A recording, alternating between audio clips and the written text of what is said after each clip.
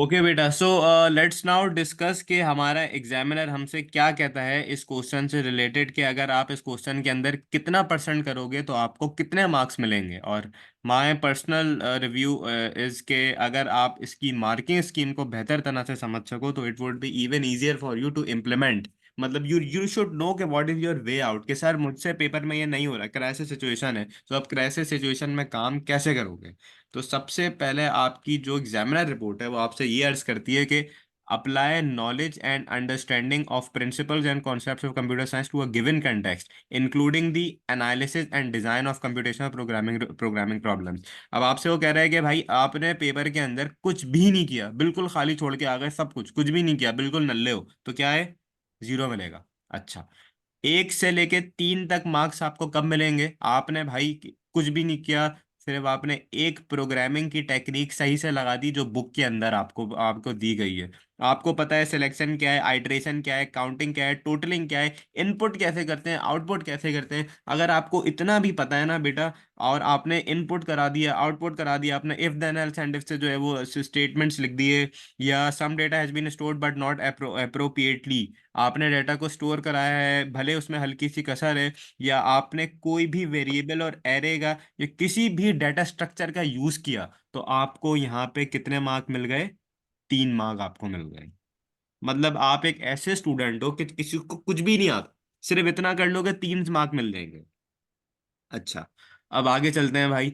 4 से 6 मार्क्स लेने हैं तो क्या करना पड़ेगा? Some programming techniques use are appropriate to the problem. उस प्रॉब्लम को देखते हुए अगर आपने उन टेक्निक्स को अप्लाई किया, या आपने एक से ज्यादा टेक्निक अप्लाई की जो कि आपकी क्वेश्चन से रिफर करती है, या आपने डेटा स्ट्रक्चर सिलेक्ट किए, अप्रोप्रिएट डेटा टाइप आपने यूज किया, आपने डेटा को सही तरह से डिक्लेयर कराया, आपने स्टोर कराया, आपने सुनेरियो पेज पे सारी डिक्लेरेशन करा दी, तो आपको कितने मार्क्स मिल गए? 6 मार्क्स। बेटा आपको 7 से 8 मार्क कब मिलेंगे? ये आपको जब मिलेंगे जब आपने all criteria stated for the scenario have been covered by the use of appropriate programming techniques. आपने सारी टेक्निक्स बिल्कुल सही लगाई। आपने डेटा के जो स्ट्रक्चर्स का यूजेज है, ये देखो दो जगह कहा गया है, ये यहाँ पे भी कहा गया है, ये यहाँ पे भी कहा गया है। अगर आपने अप्रोप्रिएट लगाया, सारा डेटा आपने सही तरह से स्टोर कराया, जो डेटा स्ट्रक्चर आपने स्टोर करा है वो सारी चीजें आपने सही स्टोर कराई, तो आपको यहाँ पे 9 मार्क्स मिल गए।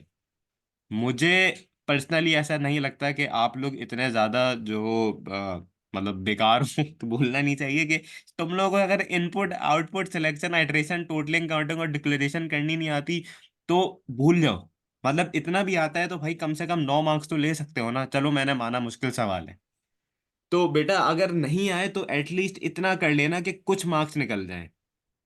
अच्छा, इसके बाद जरा सेकंड पे आते हैं हम। सेकंड पे हम चेक करते हैं हमसे एग्जामिनर क्या कहता है। हमसे एग्जामिनर कहता है कि provide solutions to the problem by evaluating computer system making reasonable general presenting conclusion. Program seen without relevant comments. आपने प्रोग्राम के अंदर कमेंट ही नहीं डाले, और आपने आइडेंटिफायर सही लगाए, डेटा स्ट्रक्चर का यूजेज सही है, आपका लॉजिकल रिस्पॉन्स है, सॉल्यूशन आपका इनएक्यूरेट है। आपके सॉल्यूशन के अंदर काफ़ी सारी लाइंस हैं, कुछ एरर्स भी हैं, लेकिन आपने अटेम्प्ट किया है, आपने कोशिश की है, आपने सॉल्यूशन को अटेम्प्ट किया है, कोई भी एक रिक्वायरमेंट की है, या आपने उसको कोशिश की है सॉल्व करने की, तो कितने मार्क्स मिल गए आपको? 1 से 2। मतलब ये कि आपने अगर उसके अंदर कुछ कमेंट्स लिखे, आपने कुछ लाइंस लिखी, तो एग्जामिनर आपको उसकी अटेम्प्ट के भी जो है, और एक भले कुछ भी हो, चाहे वो इलॉजिकली क्यों ना हो, आपने अटेम्प्ट किया है तो आपको 1 से 2 मार्क मिलेंगे।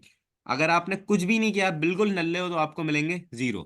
आपको बेटा 3 से 4 और 5 से 6 मार्क्स भी मिल सकते हैं। 3 से 4 आपको मिल सकते हैं कि अगर आपने रेलिवेंट कमेंट्स डाले, आपने आइडेंटिफायर सही यूज करे, आपने डेटा स्ट्रक्चर सही यूज किया, द सॉल्यूशन कंटेन्स पार्ट, अगर इलॉजिकल है तो it can be, I can say that the solution contains part that are inaccurate. आपने लाइंस डाल दी उसके अंदर, भले ही कुछ एरर हो, लेकिन रिक्वायरमेंट लिखी, कोशिश की आपने, तो आपको 3 से 4 मार्क्स मिल सकते हैं। 5 से 6 आपको कब मिलेंगे? जब कमेंट्स आपने फुली ऐड किए, आपने बेटा आइडेंटिफायर सही लगाया, आपने नाम मीनिंगफुल सही सही आइडेंटिफायर यूज करे, डेटा स्ट्रक्चर्स आपने सही यूज किए, आपके प्रोग्राम का ऑर्डर सही है, आपके प्रोग्राम की सीक्वेंस सही है, आपका प्रोग्राम एक्यूरेट है, सिंटेक्स एरर जो है उसने भले जो है वो इग्नोर कर दिए, सॉल्यूशन रिक्वायरमेंट के साथ मेंटेन कर रहा है, तो आपको 5 से 6 मार्क्स मिल जाएंगे। ये बताने का मकसद ये कि I know we are all are humans, हम गलतियां इसके अंदर कर सकते हैं, लेकिन 15 मार्क्स के क्वेश्चन में से सारी प्रिपरेशन करने के बाद भी अगर आप मिनिमम 10 मार्क्स नहीं ले सकते, तो that means that you are not, you require more preparation. तो अब आप लोग मुझे बताओ कि आप लोगों को इसमें कोई कंफ्यूजन है? नो सर, समझ आ गई है। बेटा नहीं sir. Hashir, do you have any sir confusion? नहीं सर, ये तो आपने बताया था 15 मार्क्स का होता है, यहाँ तो सिर्फ 9 तक लिखा है। बेटा ये मैंने एक जो है वो एग्जामिनर रिपोर्ट निकाली है, और एग्जामिनर रिपोर्ट के अंदर जो है बहुत सारी चीज़ें जो है वो उसने आपको बताई हुई हैं कि अगर आप ये सारी चीज़ें करेंगे तो आपको इतने मार्क्स मिलेंगे। तो पहले वाले में से आप जो है 9 मार्क्स निकाल लो, नीचे वाले में से भी आप मजीद मार्क्स निकाल सकते हैं। तो it is going to totally contribute for a 15 mark question. सही। मतलब this not only implements for question number 15, जो बाकी क्वेश्चन है उनके लिए भी ये इम्प्लीमेंट होता है। तो आपने जो है ये सारी चीज़ों को देखते हुए चलना है। तो दैट्स ऑल।